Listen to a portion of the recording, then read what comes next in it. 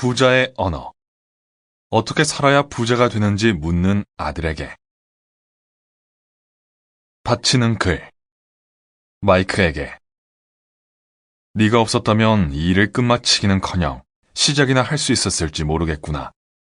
네가 이 책을 존재하게 했고 내 영혼을 담아 책을 쓰게 했단다. 아빠가. 이 책에 관하여. 부자의 언어는 반은 소설, 반은 논픽션으로 구성되어 있다. 각각의 이야기들은 하나의 인생 수업을 다루고 있으며 가상의 이야기로 시작해 현실적이고 개인적인 일화들로 이어진다. 왜 이런 구성을 택했을까? 나는 아버지로서 아들이 부에 관한 수많은 교훈을 깊이 받아들이길 바라지만 일장연설을 하고 싶지는 않았다.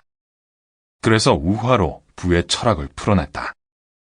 이야기가 경험담보다 더 와닿을 거라는 생각에서였다. 이런 방식은 전달하고자 하는 교훈을 너무 단순화할 위험이 있지만 명확하게 전달하는 것이 목표였다. 부디 부에 관한 이 수업을 편안한 마음으로 읽어주시길 바란다. 추천의 글. 존 리. 메리츠 자산운용 대표. 부 대신 부의 말을 물려주는 일.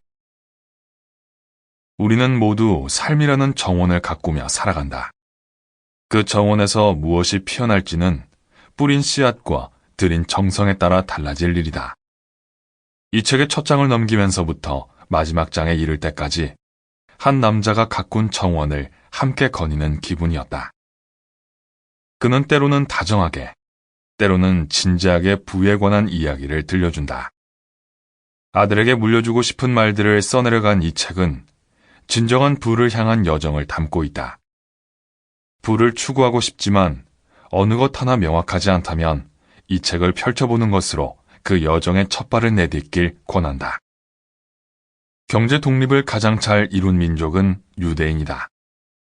유대인은 미국 인구의 2% 남짓이지만 어느 민족보다도 뛰어난 경제 독립을 이루었다.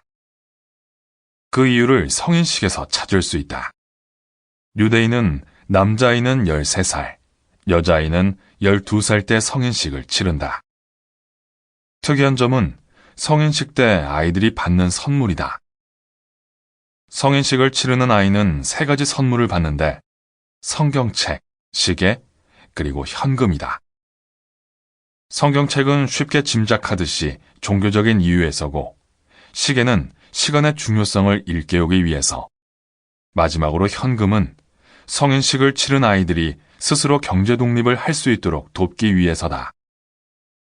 어릴 때부터 돈의 중요성을 알고 자신의 삶에 대한 계획을 미리 세운 아이들은 그렇지 않은 아이들에 비해 경제적으로 성공할 수밖에 없다. 경제 독립을 추구하는 유대인은 부자가 되는 이유에 남다른 철학이 하나 있다. 바로 어려운 유대인 민족을 도와야 한다는 철학이다.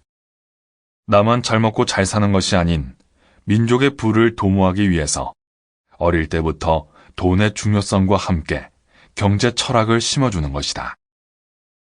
한국에서 자라는 아이들은 어렸을 때부터 돈에 대한 교육을 따로 받지 않는다. 오히려 돈을 멀리하라고 배우기도 한다. 돈에 대해 가르치는 것은 쉬운 일이 아니다. 특히 부자가 되어야 한다고 가르치는 것은 더욱 어렵다. 그런 사회 분위기 속에서 자란 뒤 어른이 되어 사회생활을 하게 되더라도 경제관념을 잘 몰라서 금전적인 부분에서 어려움을 겪는 경우를 어렵지 않게 볼 수 있다. 돈을 멀리하라고 배운 아이들이 부자가 될 수는 없다. 잘못된 경제 지식을 갖는 사람은 노후에 어려움을 겪을 수밖에 없다. 우리 모두 부자가 되기를 열망해야 하는 이유다. 많은 이들이 부자가 되고 싶어 하지만 여러 가지 이유로 대부분은 부자가 되지 못한다. 열정의 부족, 잘못된 경제관념, 무분별한 소비 습관, 혹은 투자에 대한 인식 부족 등이 일반적인 이유다. 마음속에서 부자가 되기를 꿈꾸는 많은 이들이 이렇듯 현실과 타협하면서 굳이 부자가 되지 않아도 행복과는 무관하다고 말한다. 정말 그럴까? 부자란 무엇인가?